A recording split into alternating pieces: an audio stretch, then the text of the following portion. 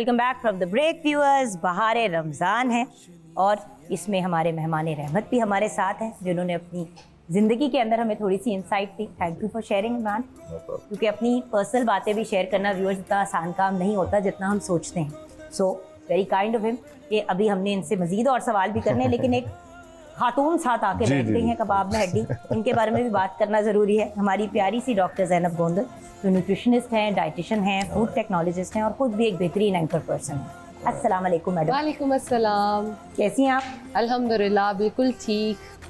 इतने बड़े स्टार हमारे साथ हैं और आपने दालों का टॉपिक रख दिया। ये तो आज तो हमें निहारियों पे बात करनी चाहिए थी ना। कुछ नहीं खाते? नहीं खाता हूँ, मैं सब कुछ खाता हूँ मगर भूख रख के, बिल्कुल बुरे तरीके से नहीं खाता। बुरे तरीके से नहीं खाते। लेकिन हैव यू नोटिस्ड इमरान कि दाल एक ऐसी चीज़ है जो अगर घर में बनी हुई हो तो घर वाले ऑलमोस्ट इंसल्ट हो जाते हैं कि बस दाल ही बनी हुई है। ये अक्सर घरों के अंदर प्रॉब्लम होती है कि भाई अगर दाल बनी हो या सब्जी बनी हो तो घर वाले जरा अपसेट से हो जाते हैं कि दाल क्यों बनी है, जबकि सबसे ज्यादा वैरायटी, मीट से भी ज्यादा वैरायटी आपको दाल की मिल जाती है। बिल्कुल ऐसे। दालें हैं, आप उनसे चावल बना सकते हैं, मीठे बना सकते हैं, आप उनके साथ दालें भी इटसेल्फ बना सकते हैं, उसके साथ गोश्त भी कंबाइन करके यूज कर हलवा, सकते हैं। पंजीरी, हलवा जात, बहुत कुछ पंजीरी, बनता है। हर चीज बन सकती है दालों से। दाल का सूप। सो हाँ, आपने खुद ही बात शुरू कर दी है अब मेरे शुरू करने से पहले कि रमजान ऑलमोस्ट एंड हो गया है और इस बार आपने मुझे सूप नहीं पिलाया। आप बना सकती हैं। नहीं, मैं नहीं बनाऊंगी। अच्छा, ना मैं नहीं बनाऊंगी, मैं हाँ, आपसे ही बनाऊंगी। आप बनाएंगी। हाँ। जो आप बनाएंगी उसका मजा ही एक डिफरेंट होगा। बिल्कुल दुरुस्त फरमाया आपने, क्योंकि आपने जो रेसिपी दी थी उसका तो जायका माशाल्लाह ही था। देखिए इतना इमरान, हमने एक दिन ना पूरा शो इस तरह से किया कुछ साल पहले अबाउट दाल।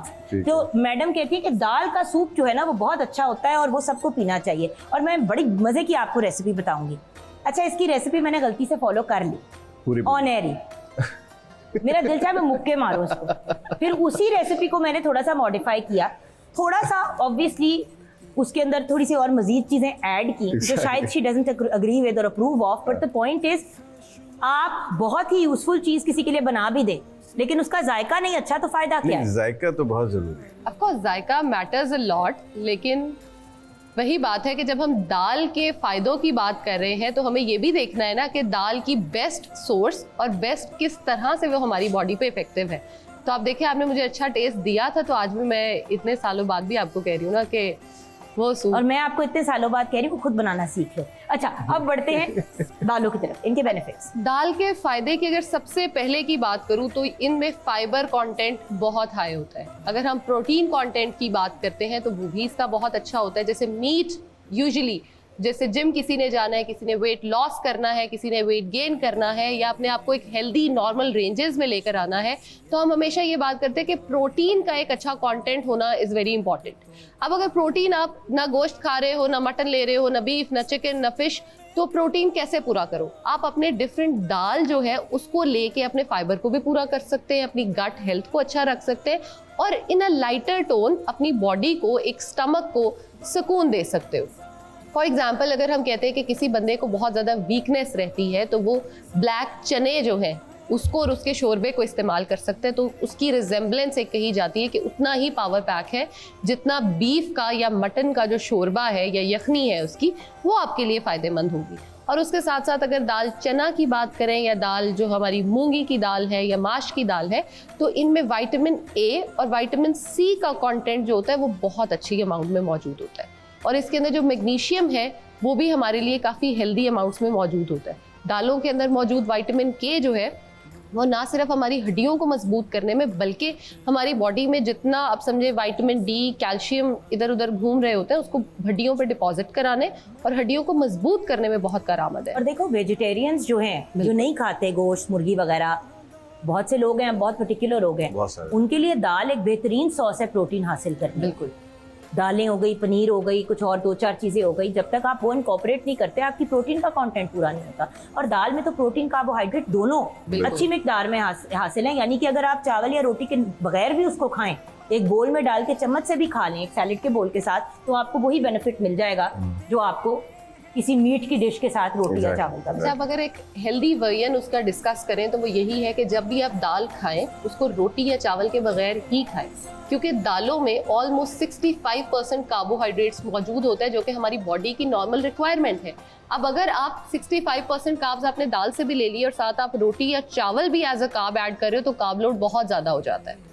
तो इसलिए आप अगर दाल ले रहे हो तो उनको सॉर्ट ऑफ एक पूरा सैलेड का बॉल ले ले, एक दाल का बॉल ले ले और उसको एंजॉय करें। और ये भी कर सकते हैं कि एक आधा कप उबले हुए चावलों का आपने डाल दिया, ज्यादा मिकदार आपने दाल की डाली, साथ में सैलेड डाल दिया। माई प्लेट वाले कॉन्सेप्ट को ले जाते हुए आपके फ्रूट, आपके वेजिटेबल्स, आपका कार्बोहाइड्रेट्स, आपका फाइबर, आपकी प्रोटीन, ये सब उसके अंदर इंक्लूड हो। अब चावल और दाल खाने का जो कॉन्सेप्ट आप बता रही हैं वो इसलिए भी ज़्यादा अच्छा है क्योंकि जब चावल हम जैसे ही पका कर निकालते हैं उसका ग्लाइसेमिक इंडेक्स बहुत हाई होता है, यानी आपकी बॉडी में वो जाते ही शुगर लेवल्स बहुत स्पाइक देगा।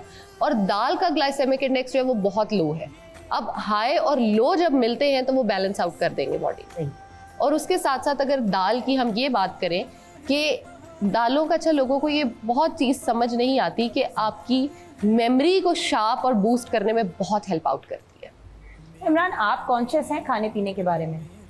मैं जायके को लेके कॉन्शियस हूँ, अदरवाइज मैं सब कुछ खाता हूँ अल्हम्दुलिल्लाह। But you look very fit, so लगता है कि it's because I don't eat much, I eat in portions.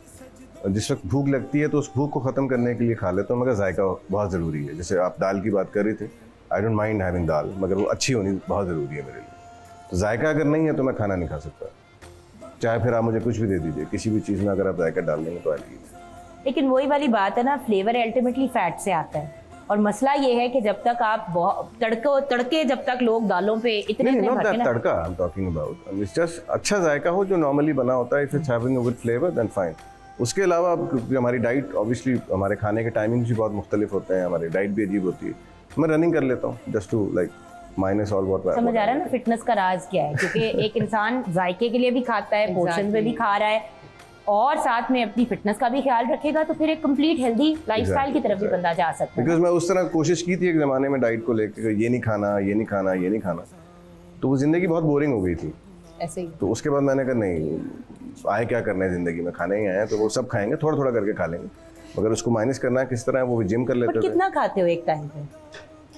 Talk about रोटी तो 1 से 1.5 रोटी खा लेता हूँ एक वक्त में, उसके बाद फिर मैं कुछ नहीं खाता। और एक बार अगर मैंने खाना खा लिया उसके बाद मेरी मनपसंद चीज़ भी मेरे सामने रख देंगे, मैं नहीं खाऊंगा। एक बार अगर मेरा पेट भर गया है, एक लेवल जो मैंने अपना मेंटेन रखना है, उसके बाद आप कुछ भी पेश कर दें मेरे सामने, मैं कहूँगा नहीं। बट ज्यादा मीठा शौक से खाते हो या नमकीन? नहीं, आई एम नॉट अ मीठा lover. Yes, gulab jamun I like, but that's खुद बहुत मीठे हो इसलिए मीठे की तलब नहीं होती।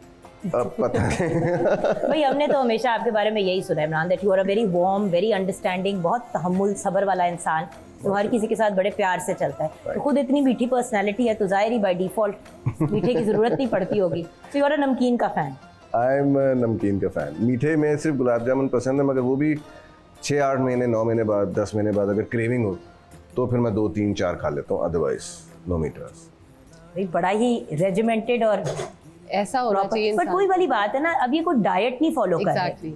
आपने लाइफस्टाइल अपना चेंज जी। किया। और हम यही बात बार बार कहते हैं व्यूअर, सारी जिंदगी डाइटिंग नहीं हो सकती, इम्पॉसिबल बात है। सब खाएं, थोड़ा थोड़ा खाएं, मकसद बिल्कुल पेट भर के, जैसे होता है ना कि आज या तो ये सालन नहीं है मैं नहीं, वो कैफियत आपको बीमार करेगी। थोड़ा खाएं, अच्छा हेल्दी खाएं, फाइन।